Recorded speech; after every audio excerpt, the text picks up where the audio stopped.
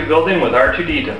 I'm your host, Cory Pacione, and I'm here to show you the tutorial on how to make your CPU arm extend and retract as well as raise and lower. So let's get started.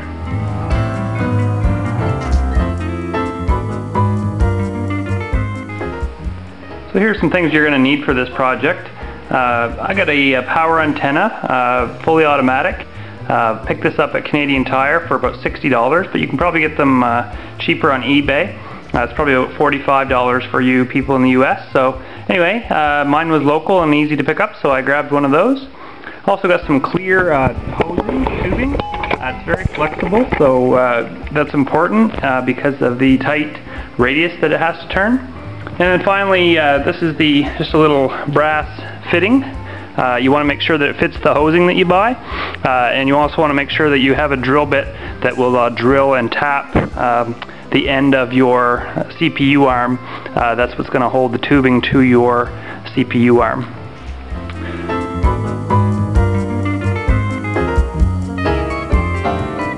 So this is my CPU arm attached to my Droid. As far as attaching the arm, you can see I just used the motor from the satellite, and I used a piece of flat aluminum, which I used some angled pieces to bolt to the frame. You can see that here and here. And essentially, you just drill holes for the actual mounting holes that you see. And on the side of the CPU arm, I drilled a hole and used a nut to secure it to the motor. I believe I did have to thread the end of the motor, but that was quite easy to do. Sorry for the blurriness. I did thread the end of the motor shaft and then use the bolt to hold it.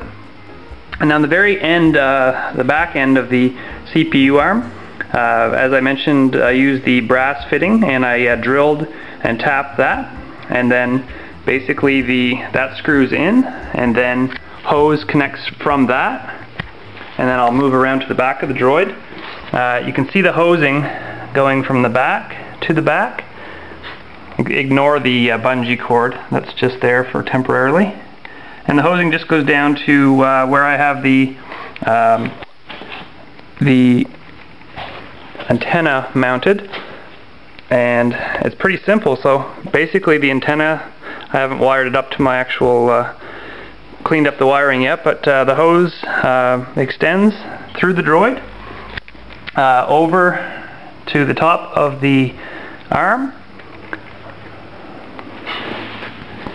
and as it pushes, as it raises, it sort of straightens out the hose and pushes the antenna wire through, which is, the antenna wire itself is threaded.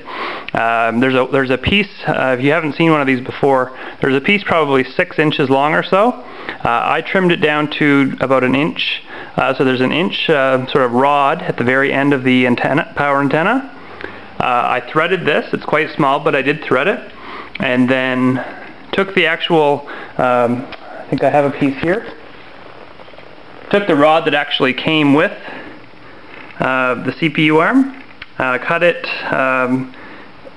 for maximum length. I think I have about 7 inches or so, but you can you'll know when you go to cut it. This is the other end of it, but basically you drill the hole in the end of it, tap that so that the wire, or the end piece of the power antenna, it gets threaded and screwed into the actual piece. This piece is already threaded that you would have received with your CPU arm, and that just the head of the CPU arm screws into that. So basically this gets, as the power antenna pushes it and then pulls it back, pushes it, pulls it back.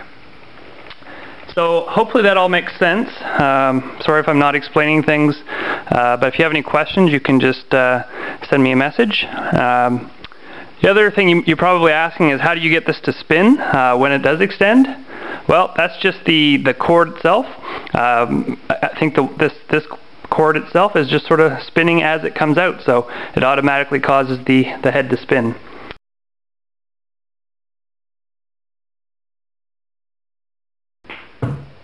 Okay, here we go.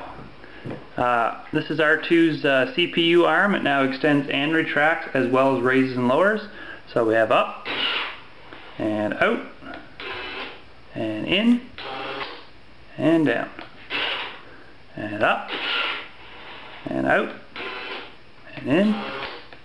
You'll notice it actually spins as it comes out.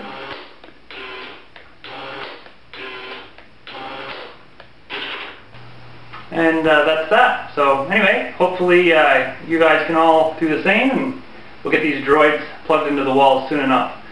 I'm Artoodeedum, and I'll see you next time.